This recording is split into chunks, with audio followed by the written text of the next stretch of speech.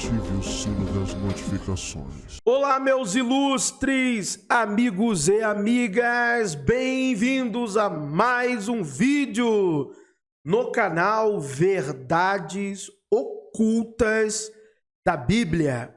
Como vocês estão? Estão bem?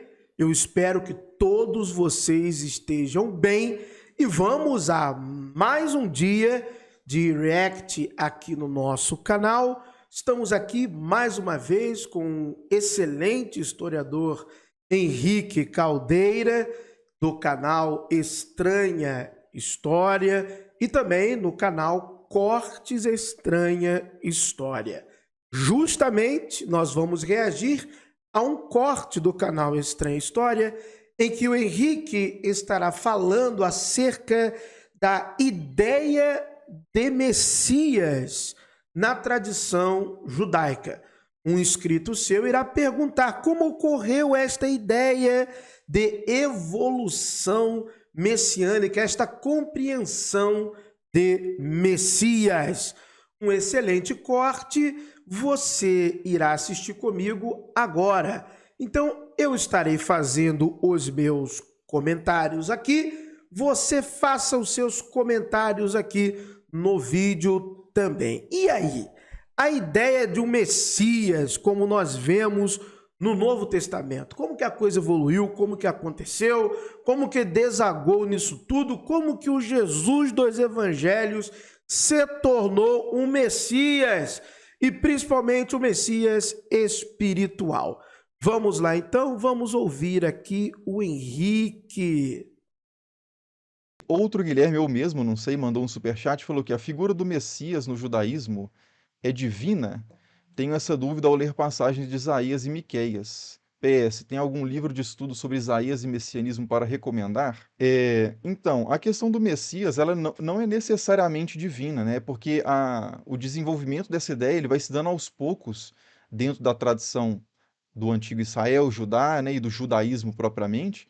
E, inicialmente, a palavra Messias significa simplesmente ungido, né? Aquele sobre o qual se derramou óleo.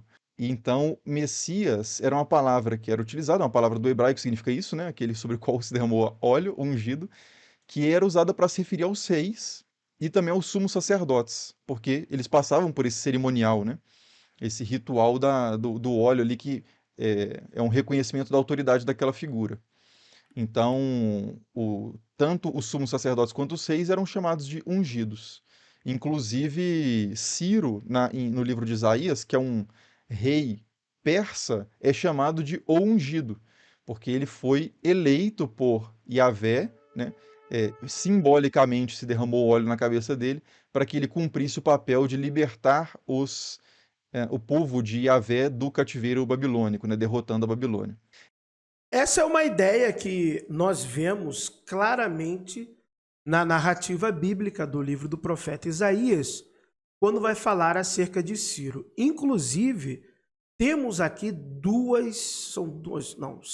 uma live e 3 vídeos, exatamente isso. Uma live e 3 vídeos em que nós lemos o cilindro de Ciro.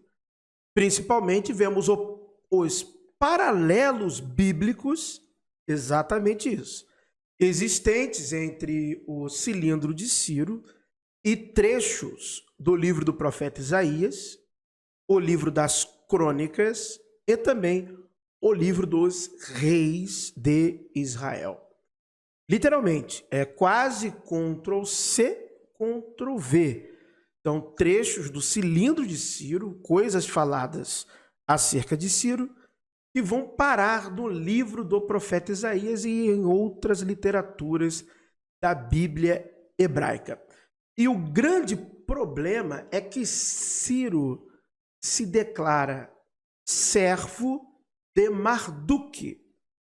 Enquanto que tem lá na Bíblia o Javé chamando, sim, ele de meu ungido, né, meu escolhido e por aí vai, traria esse sentido também de Messias, ou ungido, ou escolhido, aquele que foi ungido com óleo, como muito bem ressaltou aqui o Henrique Caldeira, mas isso tudo é propaganda, porque nós vimos claramente que o próprio Ciro, em suas inscrições, ele é um devoto do deus Marduk. Ele não, em tese, libera o povo judeu. Ele libera todos os povos para que voltem, todos assim no sentido, tem lá, né? Tem no cilindro tem as distinções, mas vai além do cilindro, claramente. Então que todo, porque eu estou dizendo isso porque eles não são citados no cilindro, né? Nem hebreus, nem judeus, nem nada disso. Eles não são citados no cilindro de Ciro. Mas isso foi tratado na live. Então, estes povos, todos os povos ali que ele liberta para voltarem às suas terras, e ele, Ciro, ele diz que ele patrocinou a reconstrução destes templos, destes outros povos com seus outros deuses. E ele era devoto ali do deus Marduk, até porque Ciro era um elamita. Elam tinha uma certa rivalidade com a cidade de Babilônia. Então ele era um devoto de Marduk. Ele não era ungido e escolhido de Yahvé. Yahvé que chama ele assim. Isso não quer dizer que ele era. E nós lemos aqui um artigo científico, a tese de doutorado, muito boa tese, né? Nós fizemos foram mais de 15 vídeos, né, nessa tese, sobre a influência persa, no cristianismo, no judaísmo, e na parte que falava da questão sociopolítica, todos os povos que puderam fazer, de certa forma, elogiaram Ciro em forma de propaganda. Então nós vimos na tese as inscrições, o que se falava de Ciro. Eu sempre dou esses dois mesmos exemplos, porque foram os exemplos que mais me marcaram quando eu estava lendo a tese aqui com vocês. Eu li aqui no canal, que era no Egito, que ele foi chamado de a encarnação de Horus, e na própria Babilônia, em que ele foi chamado de o pastor de Marduk. Então, a gente vê que é propaganda. Então, Yahvé chamá-lo de meu ungido, no contexto da época, no contexto político, geopolítico daquela época, era mera propaganda, não era nada divino. Porque Horus, Marduk, aí Yahvé e um outro deus também, de um outro lugar, alguém deve ter falado alguma coisa também, tudo para levantar, né, o status político de Ciro, dar legitimidade política às suas conquistas, não somente legitimidade militar, mas política também, tá bom? Fora outras coisas que nós vimos aqui recorrentemente. Então esse termo ele era bem genérico no início. E aí depois ele vão se desenvolvendo diferentes entendimentos sobre em cima desse termo, e um desses entendimentos é a ideia do rei que reestabeleceria a dinastia de Davi, né? Porque o reino de Judá é destruído quando a Babilônia destrói o reino de Judá, né, por volta de 587 a.C. E aí tem essa ideia de como a dinastia de Davi seria perpétua e ela de repente acaba, alguém teria que vir no futuro para restaurar essa dinastia, né? Então esse é o entendimento de Messias que vai se desenvolvendo. Depois tem o entendimento também na verdade não depois, mas concomitantemente tem o entendimento também de um sumo sacerdote que também reestabeleceria o culto como deve ser. E aí você tem a ideia de um sumo sacerdote esperado que reestabeleceria a pureza do templo, né, do culto de Yahvé. Isso aí, entre os manuscritos do Mar Morto, a gente encontra textos que esperam 2 Messias, inclusive, que é o sumo sacerdote e o rei, e às vezes até 3 Messias. Então tem vários entendimentos, né? A gente sabe que nesse período, chamado também período de judaísmo do Segundo Templo, é que essas ideias messiânicas vão ganhando força pela questão de, vamos dizer assim, da opressão política, né, de dominação constante, que aquele povo chamado judaíta está ali, né, sendo alvo, né? Eles não têm uma autonomia, né? Só vai praticamente ocorrer, vamos dizer assim, no período asmoneu, da revolta dos Macabeus e, consequentemente, da dinastia dos Asmoneus. Mas da queda, né, de Jerusalém, no ano 587 a.C., por Nabucodonosor, até o estabelecimento da dinastia Asmoneia, eles estão sofrendo períodos de dominação. Então estas ideias, esta esperança messiânica, principalmente nessa ideia de um Messias ben Davi, que seria um descendente de Davi, e também havia a ideia de um Messias ben Yosef, que aí seria uma outra ideia de Messias. Mas esses dois conceitos eram bem conhecidos à época e também estão muito bem evidenciados na literatura que trata da história do judaísmo do Segundo Templo. O fenômeno corânico é muito interessante, exatamente o que o Henrique falou. Quando a gente começa a se debruçar sobre os manuscritos do Mar Morto, parece que ali estão lançadas todas as ideias messiânicas.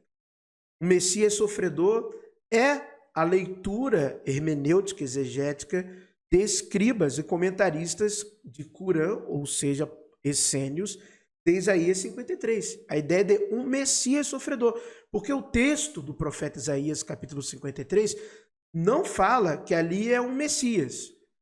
Seria ali o povo de Israel. A ideia exegética do texto não é essa. Mas a ideia de ali estar a imagem ou símbolo de um Messias vem do comentário essênio de Isaías 53. Isso é interessante.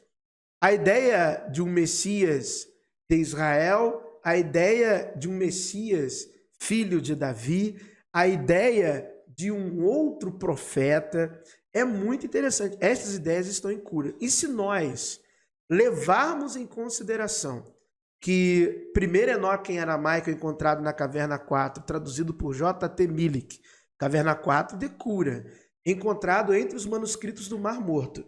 Se nós levarmos em consideração também de falarmos que este livro de Enoque é uma produção dos essênios, e nós temos ali paralelos interessantes com o filho do homem do livro do profeta Daniel, que é aquela imagem de um Messias celeste, de um Messias filho de Deus, que nós não encontramos no Antigo Testamento. Messias não é filho de Deus, vindo do alto, nascido de vida, esquece isso. Isso aí é invenção teológica de alinhamento a partir de uma leitura da Septuaginta do texto do livro do profeta Isaías. Eis que a virgem conceberá e dará à luz, aquele papo ali daqueles dois termos que tem ali, de Almá e Betulá, que dá uma confusão danada, mas a ideia original do texto não é de falar de uma virgem. E dentro do próprio contexto ali, do códice mesmo maçorético, nós sabemos quem é o rei que ali está, porque ali tem um contexto, na verdade. Então não está se referindo a Jesus nem ao Novo Testamento. A gente tem que ser muito honesto com isso, tomar muito cuidado para não continuar propagando esta mentira. Ela só se torna verdade se for uma interpretação extremamente alegórica daquele texto. Porque a ideia de um Messias celeste vem do primeiro livro de Enoque. O primeiro livro de Enoque traz a ideia forte de um Messias celeste, um Messias vindo do alto, filho do Altíssimo. E também é na literatura apócrifa, talvez por causa do sincretismo com as ideias do período helenístico, as ideias gregas, pode ser, é que vem a ideia do nascimento virginal. Já tem ali no Egito o culto a Coré e o nascimento do seu filho Aion. Então você tem ali em Petra, né, do Chara, que nasce da virgem Caba, que vai virar Caaba para os islâmicos. Então essa ideia mitológica vai parar em um apócrifo, né? Se eu não me engano, é o Testamento, agora não lembro se é o Testamento de Levi, mas é aquele conjunto, né, de literaturas apócrifas chamada Testamento dos Patriarcas, que muitos acadêmicos vão dizer que, apesar de não termos fragmentos tão antigos, mas que são literaturas que datam diante de Cristo, nós temos ali um texto, se não me engano é isso mesmo, o Testamento de Levi, que vai falar da virgem dando à luz ao cordeiro, também numa linguagem simbólica, metafórica, e que traz a ideia, que é exatamente expressa no Novo Testamento, do nascimento virginal, tão comentado por Epifânio de Salamina no Panarion, livro 3, Epifânio de Salamina. Então, são ideias que estão ali no chamado período interbíblico, no chamado período do Segundo Templo que foge-nos a atenção se nós não estudarmos a fundo este contexto, porque sim, a ideia de um Messias vindo do céu, Filho de Deus, celeste, um Messias celestial, celeste, é o que está no primeiro livro de Enoque.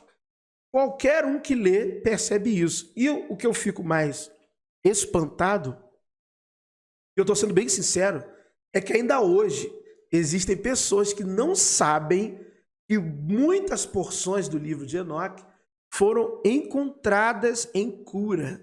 Não é um pedacinho ou outro, diversas porções em aramaico. Então essa ideia de um Messias celeste tem ali do livro de Enoque. Temos que fazer uma ressalva que o chamado livro das parábolas não foi encontrado em cura. Você tem certinho vários fragmentos até o capítulo 37 e depois você tem uma lacuna. Parece que alguém levou, literalmente botou no bolso e levou. Porque logo depois, o livro das parábolas vai até, se eu não me engano, alguns acadêmicos colocam ali o capítulo 71 a 73, e logo após esses capítulos retoma-se a sequência de fragmentos, até 1 Enoque 80 e pouco, e por aí vai. Então é muito interessante isso. Parece que alguém, não, isso aqui não pode, temos que levar com a gente.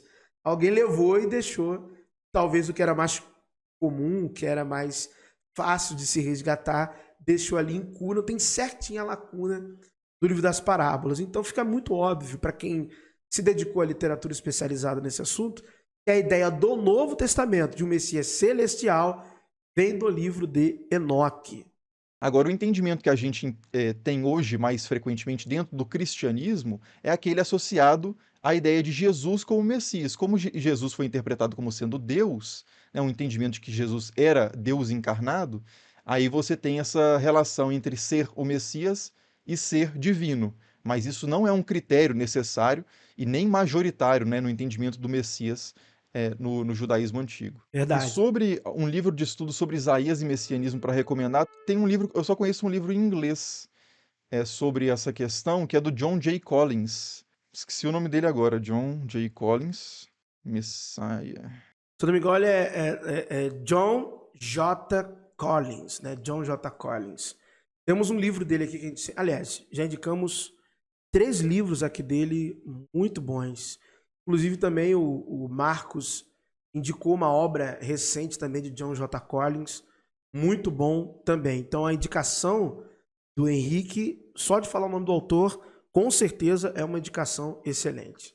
Deixa eu ver se eu acho aqui. Chama King and Messiah as Son of God, né? Rei e Messias como Filho de Deus, do John J. Collins e da esposa dele, né? Também acadêmica nesse assunto, que é a Adela Arbro Collins. Agora, em português, eu não sei, um livro especificamente sobre esse assunto não me vem à cabeça. Valeu, galera! Muito bom, né? O corte aí do canal Estranha História. Galera, se inscreva lá, acompanhe o canal Estranha História, acompanhe o canal de cortes do professor Henrique Caldeira, é um canal muito bom. Lembrando também que aqui na descrição também está o nosso canal de cortes aqui do Verdades Ocultas da Bíblia, o canal Casa dos Essênios, já tem vídeo lá, Casa dos Essênios, vem aqui também, e também tem aqui o link também de outros canais aqui da gente, tá bom? Então você tem aqui agora, ó, muito conteúdo, a gente está organizando, né, a maneira de a gente produzir conteúdo melhor para vocês aí, o canal Para Além da Bíblia também, então vai vir o canal também O Zoroastro. Então vamos lá, vem aqui nos links da descrição, tá bom? Muito obrigado por terem assistido a mais um vídeo no canal Verdades Ocultas da Bíblia. Que o verdadeiro Deus abençoe a todos. Se você, por alguma razão, seja ela qual for, não crê em um Deus, está tudo certo. Então eu desejo do fundo do meu coração que a sorte e a fortuna lhe acompanhe.